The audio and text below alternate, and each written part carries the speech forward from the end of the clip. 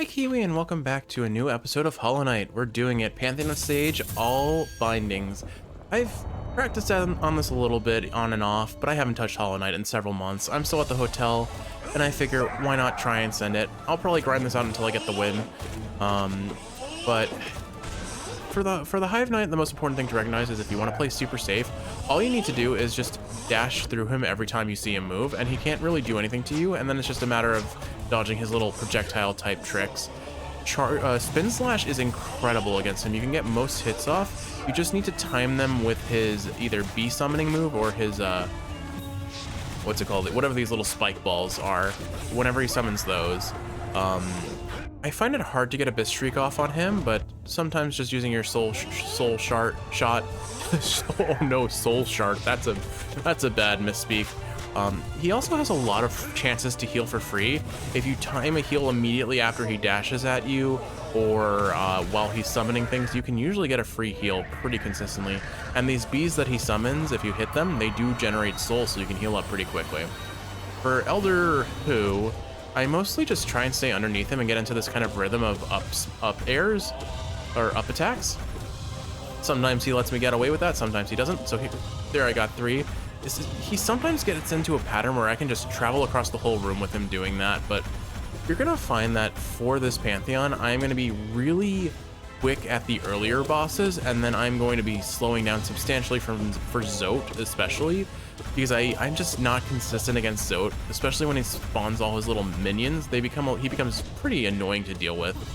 But honestly, if I can beat Zote on this run, he is my gatekeeper. I am very confident I can beat Umu, and I can beat Sly especially. Like, I figured out Sly's patterns really well. It's just... oh my goodness, it is just Zote. Of course, my ex is the problem maker, right, Kiwi? Alright, Elder Who dealt with.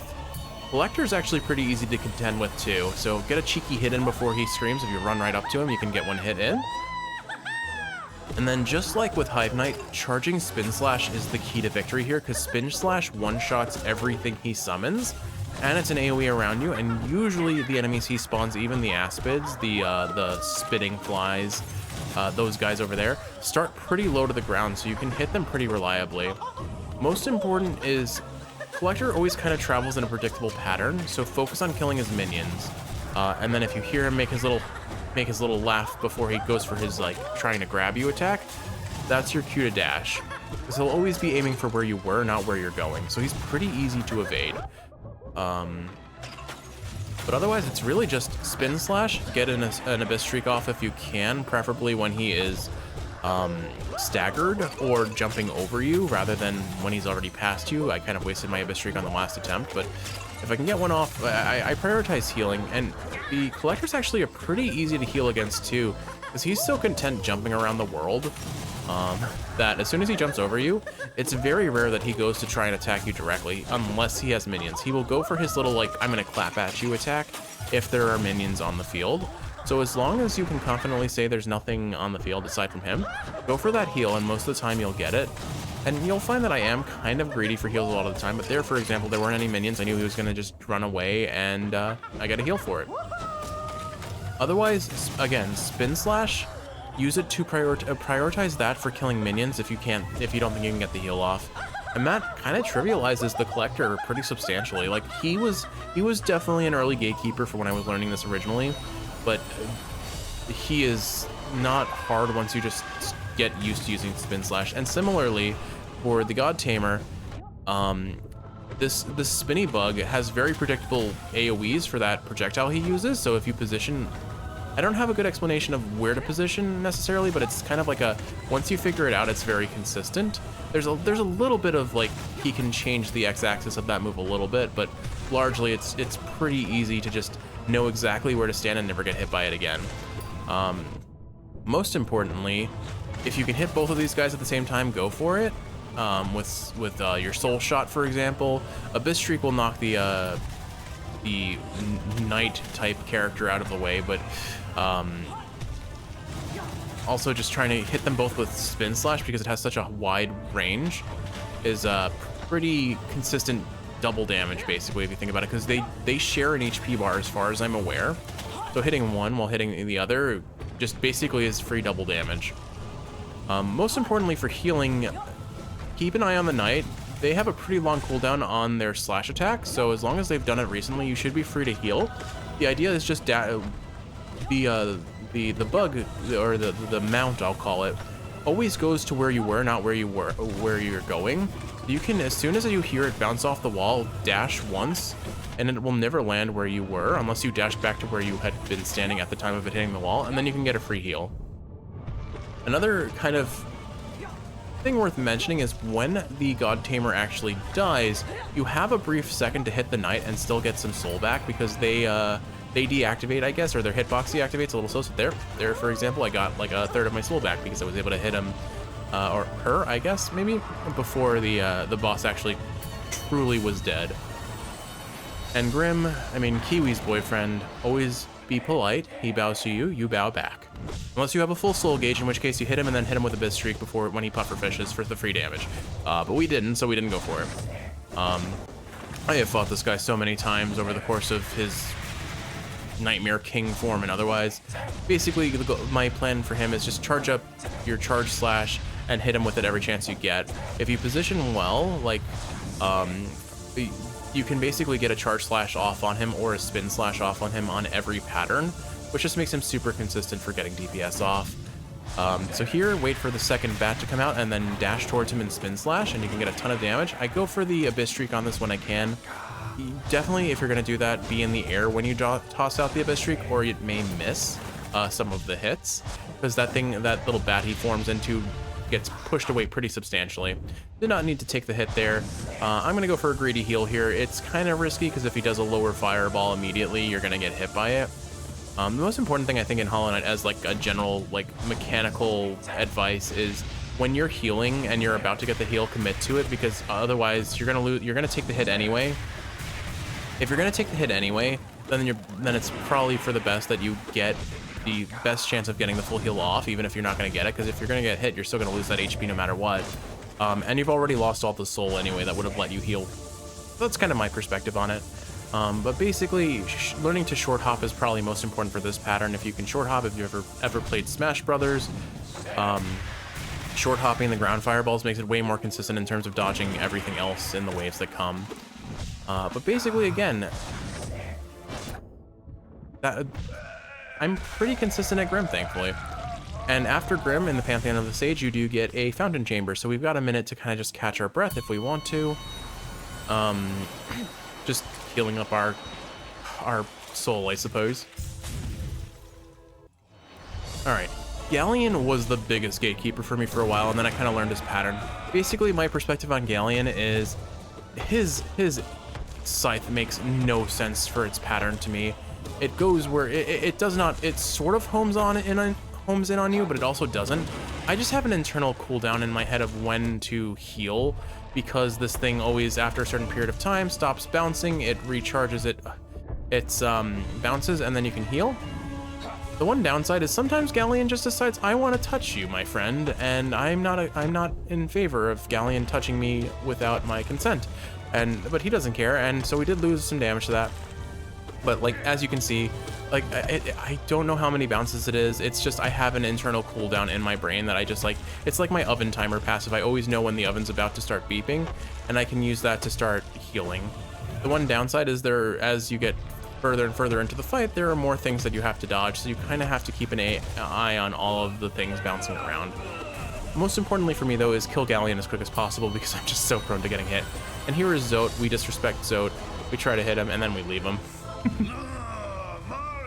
You can't actually hit him before the fight starts. There may be, I think I saw a speedrun trick where if you get hit, if you like stand on top of him when he starts shrieking, you can start hitting on him, wailing on him. But main thing about Zote, again, I'm gonna take this slow and steady, and I need to kill his minions. His minions die in 2 normal attacks here with all bindings, so I have to use charge attacks where possible. These little things you can generate soul on, but you can only hit them once with a normal attack. Everything else that does more damage will pop them, and they explode for 2 damage, so you do not want to get hit by them. If you're going to get hit no matter what, make sure you're getting hit by Zote's regular attacks rather than his explosions from those little Zote balloons, because those, there's very little those will be the red enders. And here's an awkward situation where I have a charge slash. I would have loved to gather some soul on those things, but it was not safe to do so. As far as when to heal against Zote, you can try and get a cheeky heal in when he's repositioning after an individual pattern. Easiest times are going to be when he summons these things and when he summons his minions.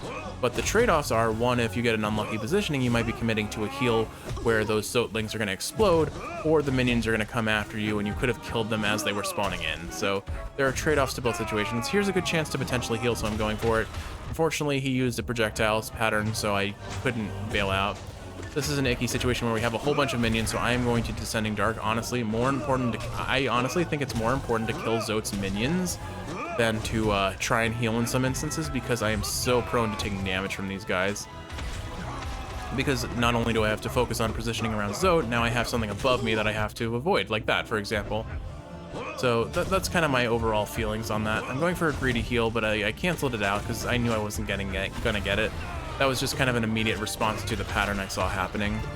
Unfortunately, with that, we're just not getting a good opening for healing here. So again, I'm going to prioritize staying alive. Remember that you can stall your fall with your quick slash. I almost got to the wall to be able to bounce off of it and avoid the damage there. Unfortunately, I did not. Here's finally a chance to heal because he summoned his exploding balloons, I guess I'll call them. Again, using my charge slash to, one, delay my fall, but also one-shot the flying Zoteling. And somehow I have gotten to full HP despite, oops, I canceled out my heal a little early there. That's very awkward. Oh well. So I'm gonna go for the heal here because I know I'm outside the AoE of those explosions, and now I'm back at full health. And I had a moment in this fight where I had no health. So like, again, for Zote, I'm gonna play super slow, super steady because I need to. I'm just like, there are so many things that you can just like all of a sudden lose all of your HP because he just catches you all at the wrong time. Chose to use the soul shot there just to kill the minion. Yes, I took a hit, but I was gonna dig it. I think I was gonna get hit no matter what I did there. So Descending Dark to get out of the hit there. Descending Dark is your best tool for survivability in this fight. One shots the minions, gives you iframes to get out of bad situations, and does solid damage. I don't know how I got that heal off. That thing was clearly standing on top of me from the get-go, but I am thankful that I was able to heal. I guess maybe our hitbox gets a teensy bit tinier when we are healing. I don't know for sure. Just hug the wall and bounce off of it when he's doing his running around flailing attack. I'm gonna go for a heal here because I think I can get away with it. Just barely dash through that, thankfully. Too many, like I said, I am so much more prone to getting hit when he has a bunch of minions on the field. Unfortunately, that minion did survive, so I am in a little bit of an icky spot. That's probably my most consistent way of dealing with the flying minions, that they're like charging at you while Zote is also charging at you, is to kind of do like a little circle off the wall. I got so lucky. I timed my dodge perfectly for that. Taking the heal while I can and dashing this way because I knew I would have been out of range for the right Zoteling balloon, but I would have gotten hit by the left one. So that was definitely kind of a snap decision. In a lot of instances, you may not have enough time to make that judgment. And I think that it would have been a very fair instance for most people to get hit. Oh my goodness. I can't believe how well I played that. Still got hit in the end, but like committing to the heal because I know I'm going to get hit anyway, but I can get the HP back even though I lose the soul. Again, biggest tip for something to learn in Hollow Knight for like combat mechanics. Wow, I shouldn't have gotten hit by that. I just was too slow in jumping. Biggest tip in Hollow Knight, like learning mechanics effectively. Make sure that you know when and where to cancel a heal, and if you think you're gonna get hit no matter what you do, commit to the heal, because it will, at worst case scenario, you're still gonna get hit anyway, so maybe you get the heal and survive the hit. Going for the heal here because I'm super far away from Zote. Unfortunately, just couldn't bail out fast enough. Unfortunately, I thought there was still a minion there, but I had killed it apparently. I'm gonna try and get a cheeky heal here. I got it. If I can just kill these minions, I think I'll be in an okay spot. We've seen it. We're almost at his phase. Ooh, this is a little bit iffy. Whew, okay, good. There have been a lot of like I've almost gotten hit, so like this fight is way closer than I would like it to be. But again, I am fighting for consistency. I am fighting for whatever win I can get, because a win here, again, if I beat him, I'm very confident I can beat the Pantheon of the Sage. He has been my gatekeeper for every attempt I have made. in recent memory, again, barring the fact that recent is like 2 months ago or 3 months ago. Actually, probably longer than that. I'm not sure, whatever. The point being is it's been a while. It has been a long while. But, oh my goodness, uh-oh. Not good. Alright, oh no. Oh my god, I saw my life flash before my eyes there. Cool, alright. At least we're still alive. He should only have a couple hits left. I don't think he has very much left in him. Okay. Going for the Descending Dark just for safety. If I can maybe get a good... Oh, no. I got greedy for that. I did not need to take it. I'm going to try and heal here again. He's so far off the screen from us, and we got the explosion pattern. So, yep, there we go. Okay, we're up to 3 hearts. Awesome. I'm going to Descending Dark here just for safety, because I was pretty sure I was going to get hit by that minion otherwise. And Zote if not. Alright. Alright, we're almost there. I can do this, I can do this, and one... I can feel how close this is, I think. Tried to delay my fall. Like, that's the one downside to charging up my nail arts with the Zote fight, is if I get caught in that position, I don't really have a good answer to it. Unfortunately, committed to the heal, didn't get it, but there we go. Oh my goodness, okay, Zote is dead. I have a chance. I'm going into Umu with 2 HP, and that's kind of scary because all of Umu's explosions do 2 damage. But here's a nifty little trick that's worth mentioning. Get up to this platform, charge up your Dream Nail, and there you go, a free heal. And you should have enough time to pull it off.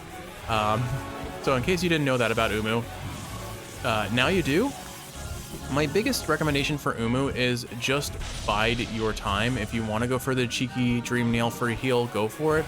But generally my pattern is just go in a circle and never go in the stay in the same position for too long. What I really like to do is kind of just hug the wall and slide down it. But I'm going to try and hit this. There we go. Most importantly, the thing about Umu is if you miss the shot with those other jellies, you're going to take a ton of damage potentially, and it's not worth the risk. So if you don't see if the shot isn't lined up well, don't bother taking it. But yeah, my favorite way to deal with Umu's light, what are they, Lumafly attacks, is just either swim across this ocean if you're not... I got caught on the wall. Ugh. If you swim across the center, you should be fine as long as you travel in one straight direction, or slide down the wall in one straight direction. And keep in mind, those exploding jellies do damage Umu, and Umu does not have a lot of HP in this Pantheon of the Sage. So like, play it safe, line up your shots, take it slow, and he's a pretty free win. I'm gonna go for this. Got it, and that should be it. Yep, there we go.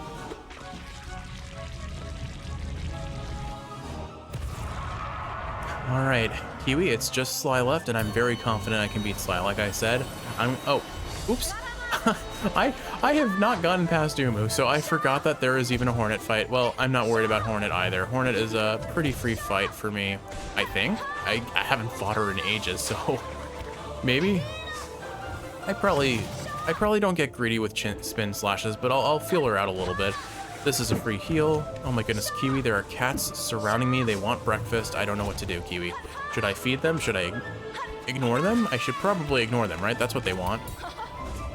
Be ready for her parry. Dash away as soon as you see it, but I don't let up on my attack for it. I figured I'd do a Descending Dark there for maximum damage. Because I don't think I had enough time to charge up a nail art. The important thing to know about Hornet is her longest range move is her, like, in the air dashes at you. If she dashes at you on the ground, it covers about 2/3 of the map, and so does that projectile nail that she just did. So realistically speaking, if you are the full map's distance away from her, like if you tried to heal on the other side of the map from where she is right now, you could easily get a heal off if you're in the right position. Pardon me. I'm losing my voice a little bit here. 1 second. Anyway, so those are kind of the main considerations for Hornet. I clear away her little like zoning tools where I can. But really, like, if you get her cornered like this, it's a free heal if you can get away. Especially if she does her throwing nail like this move, free heal right there, no issues, because I know the range. It's really her dash attack from the air that you have to worry about, because that will go to wherever you are, and could catch you if you're trying to heal. So don't get greedy for when she's doing that. When she does her big whip around her, that's the other big cue for, oh, this is a chance to do damage. Or to heal, rather. Because you can't really get close enough to damage her anyway, aside from maybe a soul shot from a distance. And of course, Descending Dark, because it has iframes. But I think honestly just charging up charge slash or going in for the cheeky normal hits, that's all you really need to do. I do have to be, oh my goodness. Ooh, I almost walked into her and died there. That's not great. Don't worry though, Sly is actually surprisingly easy to heal against if you know his patterns. So, okay, in my defense, I have not fought a Hornet fight in a very long time, but regardless, I should not have taken that much damage and almost died on Hornet. So here's the thing about Sly. You're just gonna want to kite out his double slash into a swing move at all times, and if you see him doing that, you can position and heal. So here it comes, and I can start healing, and it's free. Of course, I did have the wall against me, but he's using it again, so I could heal there. You could actually heal off of his move when he drops down like this as well, if you're in the right position. So if you dash through him before he does his second slash, you will get hit because he will reposition. But if he starts running at you, he's setting up to do that move, and you can pretty easily get away with things. All right, things are a little bit dicey, so I do need to play it a little bit safe. Okay, there's the pattern. Now I can definitely heal for free, unpunished. There we go. A little too aggressive on the attack, but we've got him down his first phase. That's good, that's good. All right. As long as you take a very high jump and dash through him, he cannot hit you with that charge slash move, but be careful of it. It does do 2 damage, which means it could kill you very quickly. But as you can see, he has a lot of moments where he is a free heal. Like here I could heal as well. If you dash away from his aerial attack and then start healing, you can usually get the full heal off before he gets to you. Also, I've discovered if he chases after you while you're doing the spin slash, he actually will not be able to attack you, and you can get most of the spin slash's damage off. Going for the heal here was a little greedy because I was too slow. Large jump or just be as high as possible. He can't hit you with that move if you're too far above him.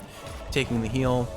Trying to think what else. So like this move, if you time your dash and your charge slash correctly, you can hit him as he's doing the swinging from coming down from the ground. For his spin move, for his like charge spin move that he does, I usually just hug a wall and then slide down, and then I can usually get a charge slash off on him before he